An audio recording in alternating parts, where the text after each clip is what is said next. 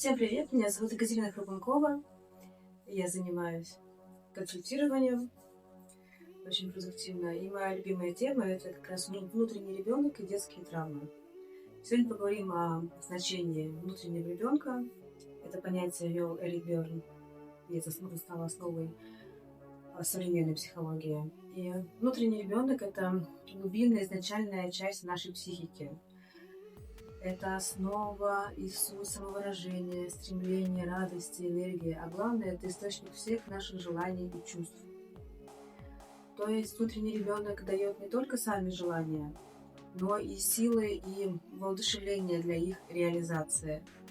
Человек со здоровым внутренним ребенком проявляет себя свободно, уникально, творчески, умеет конструктивно и открыто выражать свои чувства и эмоции и разбирается в своих чувствах. Это очень важно.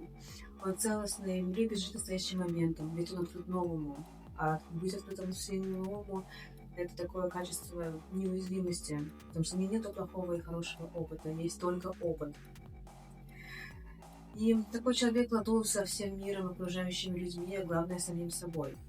В современном обществе, к сожалению, очень немногих людей здоровый внутренний ребенок, почти все, очень многие травмированы. И просто у каждого есть своя степень травматизации, там, от 0 до 100. И есть 4 вида стресса, травмы. Бегство, понятно, да, это при любом стрессе убегать.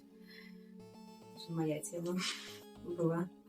Уступка, то есть в любом моменте уступить и принять сторону нападающего. Нарциссическая травма — это одержимость борьбой. И ступор. Ну, все понимают, что ступор, да, это вот залипание в стрессе и вот или во внешнем мире, или во внутреннем. Вот. И об этих 4 травмах мы поговорим с вами позже.